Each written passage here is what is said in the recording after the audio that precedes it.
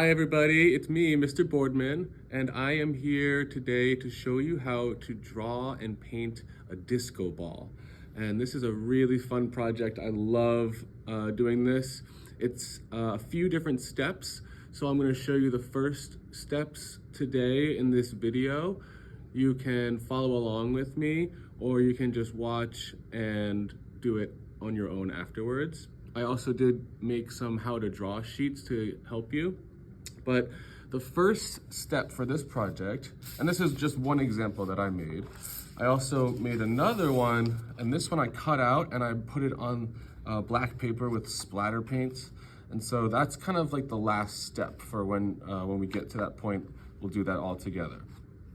But the first step for this disco ball project is to get yourself a nice piece of white paper, get yourself a pencil, and then I have these plates that we'll use as tracers. So the first thing we always do when we make artwork is put our name on our paper. I would suggest just putting it on the front because we're actually gonna end up cutting these out. So don't worry about flipping over your paper.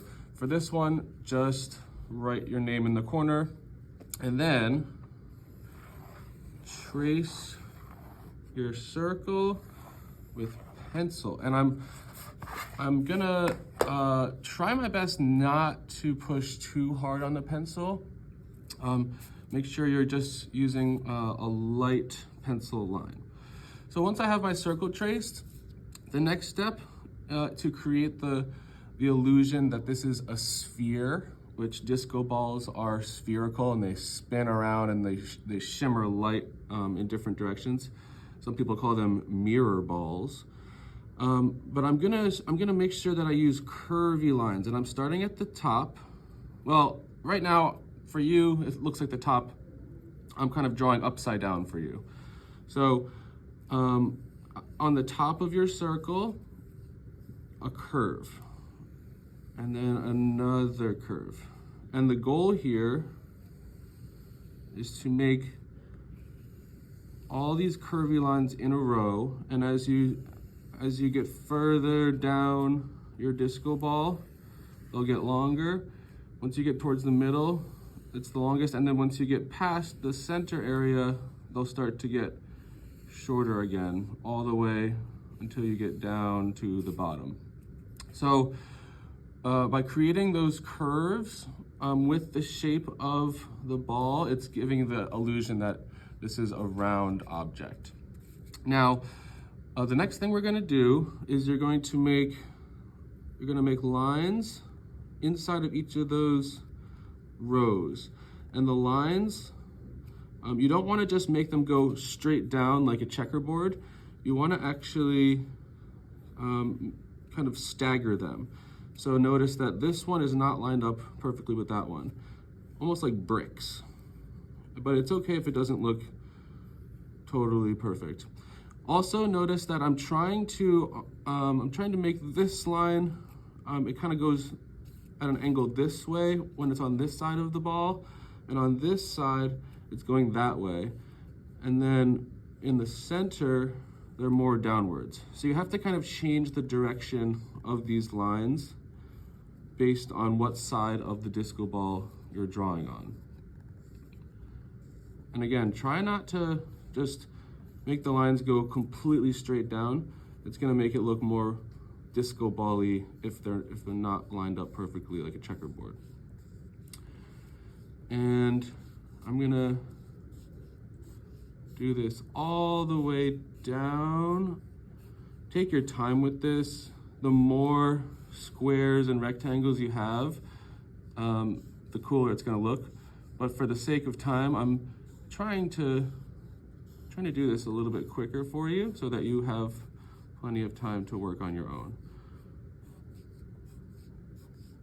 Again, it's try to change the angle of those little lines based on where you are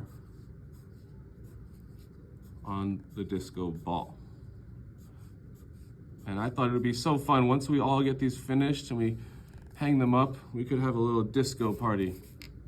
Okay, so now the next step is to actually trace over all of those lines that you just did with white crayon. And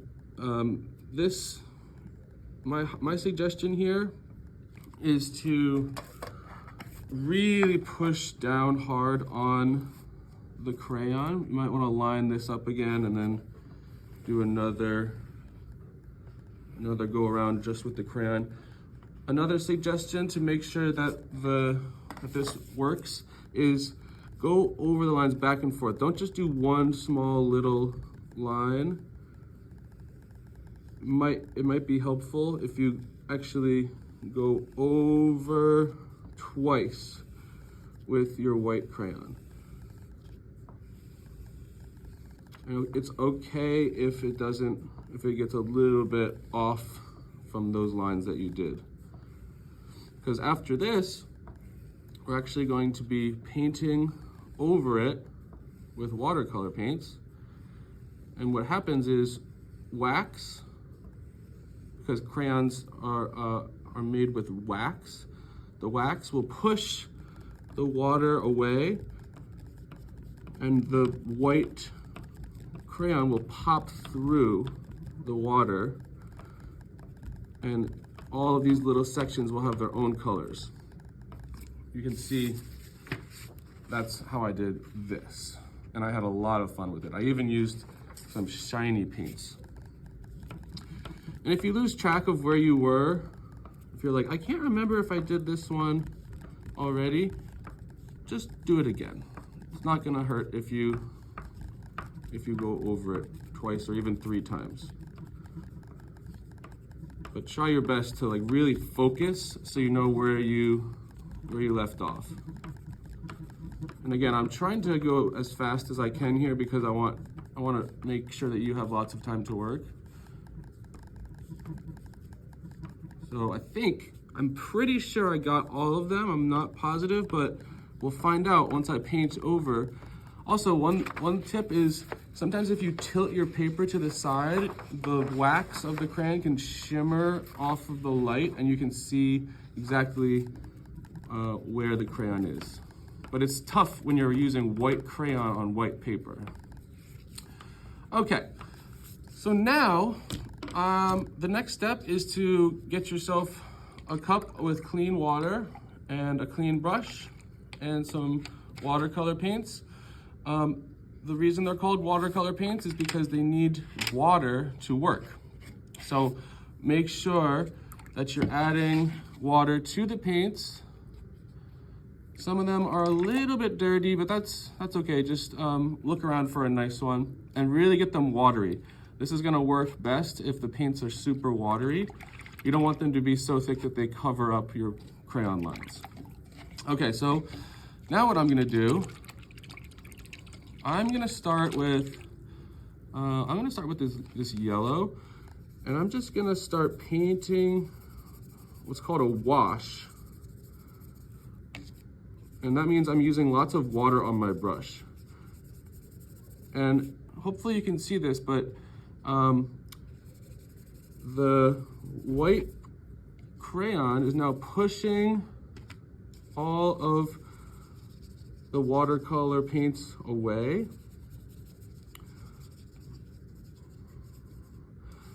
And anytime you change a color, you want to make sure that you really wash your brush so that the watercolors don't get super duper dirty. And what I'm doing, my technique is I'm going to try and fade from warm colors to cool colors on this side, almost like a rainbow effect.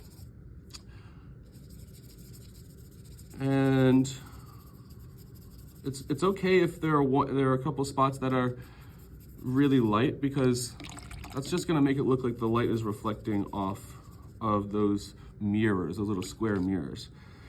Ooh, yeah, and it's really fun to put some clean water on your paper, swish it around, wash your brush, and then mix another color in to see what happens. And so they're all gonna kind of go into these little squares. I'm actually gonna leave this spot untouched by color just because I want to have that white reflective look. And I'm feeling pretty happy about this. Again, I'm trying to keep the warm colors on one side and the cool colors on the other side. You might even want to just say, I'm only gonna work with blues. This printout, which I put for you, you can see has different examples, and this one up here only has blues, different shades of blue. This one has mostly blues and then just a little bit of color. This one is all different colors. And this one is really more like whites, grays, blacks, and pinks. So you get to choose what your color scheme is. And as you can see, the crayon has now pushed all of the paints away and kind of trapped them into those little areas. So once you have this part done, you want to let it dry for a little bit. And then what you do is pick like just a few squares and just be like, I'm gonna take a little bit of blue and paint it up here. And maybe I'll take a little bit of purple and paint it in there. And kind of like jump around into these different sections. Because what that's showing is that the ball is picking up on these different colors from the dance floor and shining them in different areas. And then again, once these are finished, they have to dry. The drying racks are near the window. And then the next step is we're gonna go back in when they're dry and add a little bit more highlights with white paint. And then we'll cut them out and glue them onto a funky piece of paper. But the first step, all you need to do today is get your disco balls drawn, wax resist with crayon and watercolor, and then let it dry.